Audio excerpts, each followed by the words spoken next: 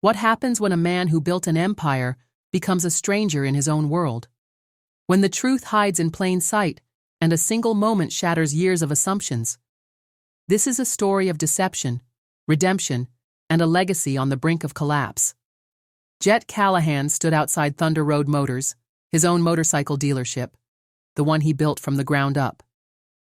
The neon sign flickered against the Arizona dusk, casting long shadows across the pavement. His father's name had once been the heart of this place, but now? Now, rumors whispered through the industry like wildfire.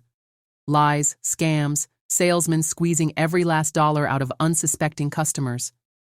And Jet? He needed to know the truth. Dressed in a worn-out leather jacket, faded jeans, and scuffed boots, he blended into the crowd of bikers and drifters. A thick, unshaven beard and a baseball cap pulled low over his face made sure no one would recognize him as the Jet Callahan, the man behind the empire. Tonight, he wasn't the owner.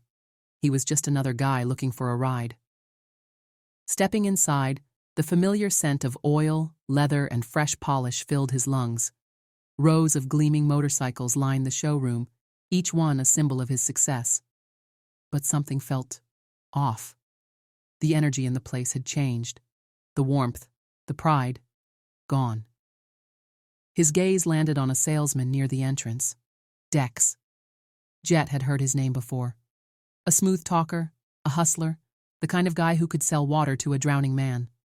Dex's slicked back hair, diamond earring, and flashy Rolex were red flags by themselves. Jet knew the type. Before he could approach, his ears caught something behind him. Two voices, low, weary, full of something Jet hadn't expected to hear in his dealership. "Ain't no way we're getting a fair deal here, Brody." Jet stilled. A wiry man in a faded army jacket stood near the door, his tired eyes scanning the showroom like he already knew he was about to lose. His friend, Brody, a broad-shouldered mechanic with grease-stained hands, let out a slow breath, gripping the straps of his worn-out backpack. "We gotta try, Vance. My kid's gotta get to chemo. Sold my truck last week. This is all I got left." Jet's stomach tightened. The words hit like a punch to the gut. He turned slightly, watching as Dex's smile widened. The kind of smile that belonged to a wolf, eyeing its next meal. "Gentlemen," Dex said smoothly, stepping forward. "What can I do for you?" Jet didn't move. He didn't breathe. He just watched. And what happened next made his blood run cold.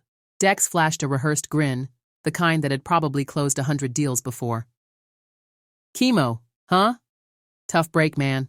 But listen, if you're looking for a solid ride, I got just the thing." He motioned toward a used Harley Softail sitting under the showroom lights. It was a decent bike. Nothing flashy, but reliable. Jet knew the model inside out. Fair price? Probably around $7,000. "How much?" Brody asked, voice cautious. Dex tapped the seat like he was blessing it. "For you, buddy? $12,000. But I can knock off 100 if you're serious." Jet clenched his jaw. Vance let out a dry laugh. "You're joking, right? That bike's not even worth 10. Dex's smile tightened. "Oh, I see what this is. You two walked in here thinking you'd name your own price. This ain't a charity, boys." Brody swallowed hard. His fingers curled around the wad of cash in his hand. Jet caught a glimpse of it. It wasn't much. Maybe $6,000 at best. "Look, man." Brody started, voice even. "This is everything I've got. My son, he's 7, needs to get to the hospital 3 times a week. I just need something reliable, something fair." For a split second, Jet thought Dex might do the right thing. Instead, the salesman sighed dramatically and shook his head.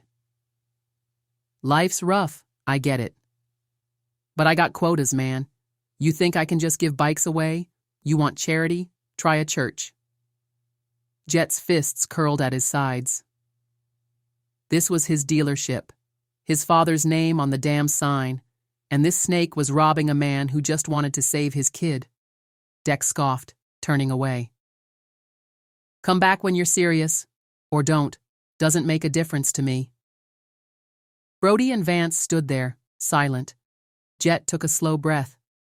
His pulse pounded in his ears, and every muscle in his body told him to step in, to rip Dex apart, right here in the middle of the showroom. But not yet. Not like this. Instead, he did something that made Dex's smirk freeze. He took a step forward and said, "I'll take the bike." Double asterisk. Dex turned, eyebrows shooting up. "You?" Jet nodded, patting the worn-out leather wallet in his pocket. "Yeah. Cash buyer. No loans, no nonsense. Just give me the price." Dex's grin returned instantly, all charm and slick confidence. "Now that's what I like to hear. You're making a solid choice, my friend. This baby's a steal at—" He paused, eyes flicking over Jet's ragged appearance, then adjusted his pitch. "For you, 11 grand. Jet chuckled under his breath. "Thought it was 12 a minute ago." Dex didn't miss a beat. "And now it's 11. You're getting a deal, my man." Jet let the silence drag out just long enough to make Dex shift on his feet. Then, with an easy shrug, he said, "Tell you what, I'll take it, but only if you throw in a free service check, full maintenance." Dex let out a short laugh. "Buddy, you're pushing it." Jet just smiled. "Nah, I'm just making sure I get what I pay for." Dex hesitated.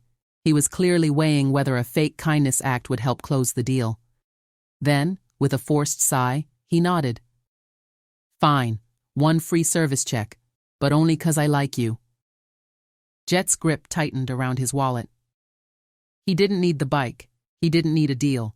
What he needed was to see just how far Dex was willing to go. And then it happened.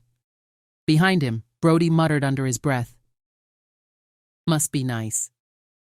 Jet turned just slightly, catching the quiet bitterness in Brody's face. Not anger, just resignation. The look of a man who had lost too many times to even be surprised anymore. Dex smirked. "See, that's how it's done. You want something, you pay up. Simple." Brody gave a small nod, eyes distant. He was already mentally walking out the door. Vance, on the other hand, was staring at Jet now. Really staring, like something wasn't adding up. Jet ignored the glance and reached into his wallet, pulled out a few bills just to sell the act. And then, right as Dex turned to grab the paperwork, Jet hit him with the question that changed everything. "Oh, by the way, who owns this place now?" Dex stopped mid-step, looked over his shoulder with a smirk. "Some rich guy. Callahan, I think. Never met him. Doesn't come around." Jet's pulse slowed. His jaw tightened. Dex chuckled. "Why? You looking for a job?" Jet forced a grin. "Something like that." And right then, he knew. Dex had no idea who he was talking to. And that was going to be his biggest mistake yet. Dex turned back toward his desk, rifling through paperwork like this was just another sale. He had no idea the man standing behind him could end his entire career with a single word. Jet exhaled slowly, forcing himself to stay in character. He had come here for the truth, and now he had it. His father's dealership, the place built on fair deals and honest work, had become a hunting ground for guys like Dex. But he wasn't done yet. Brody and Vance were already heading toward the door, shoulders heavy with defeat. Brody whispered something. Jet only caught a few words. "Figured as much. Just another crook." Something inside Jet snapped. He turned, calling out, "Hey, you still need a bike?" Brody hesitated, looking back cautiously. "Why? You offering to sell me yours?" Jet smirked. "Not exactly." Dex laughed from his desk. "Oh, come on, man. You trying to play hero? You just bought the last affordable ride in here." He tapped the papers. "Once you sign, that's it. No takebacks." Jet tilted his head. "That right?"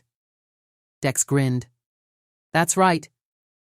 Jet nodded, then, with complete calm, he reached forward, grabbed the purchase agreement, and ripped it straight down the middle. The room went dead silent. Dex's smile vanished. What the hell are you doing? Jet stepped forward, closing the space between them. His voice stayed quiet, controlled. I changed my mind. Dex looked from the torn papers to Jet's steady gaze. For the first time, a flicker of uncertainty crossed his face. You can't just... I just did. Jet turned back toward Brody and Vance. $6,000. That's what you got, right? Brody blinked. Yeah, but... Jet pointed toward the bike. Then that's the price. You want it? Vance's eyes widened. Wait, are you serious? Dex slammed his hand on the desk. You can't do that. You don't have the authority. Jet exhaled sharply, shaking his head. See, that's where you messed up, Dex. And then, with a slow, deliberate movement, he pulled off his baseball cap. The moment his face was fully visible, the color drained from Dex's. His mouth opened, then closed, then opened again. Vance let out a low whistle. Oh, man, no wonder you looked familiar. Brody just stared. Wait, you're... Jet locked eyes with Dex. Say my name. Dex swallowed hard. His voice, so cocky just seconds ago, barely came out a whisper. Jet Callahan. The entire showroom felt like it had stopped breathing. Jet smiled. That's right. And you? You're fired.